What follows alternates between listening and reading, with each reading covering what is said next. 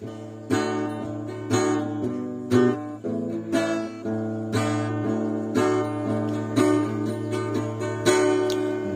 với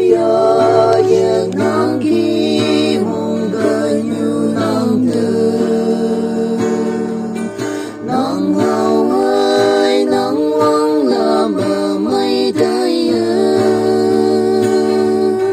ô nắng hơi lắng ngâu mồ cơ mà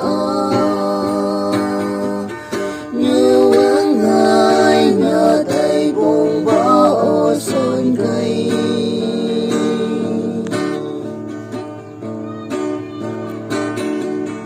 hoàng nhang ở ngâu la nhà ở đây yang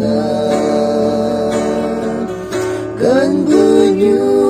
ta hát độc ngầu hơn ý gì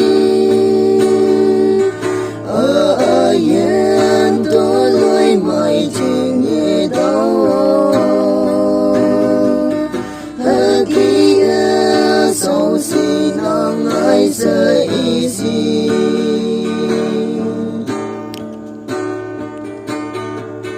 chiều bên ở là mai bu đang ở nghiêng đời nhị đâu ở yên bị nè vẫn nhà bụi nhị cha ba ở ya ye ngô bay cơ la ha đâu qua cả tu như hoàng làm mi bay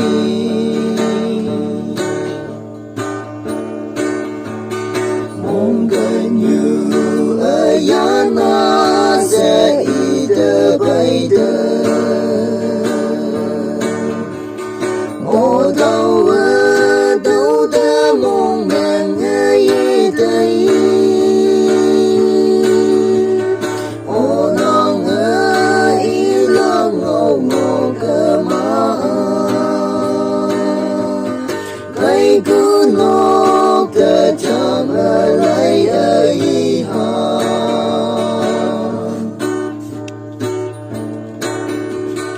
mong gần như phải ngó bu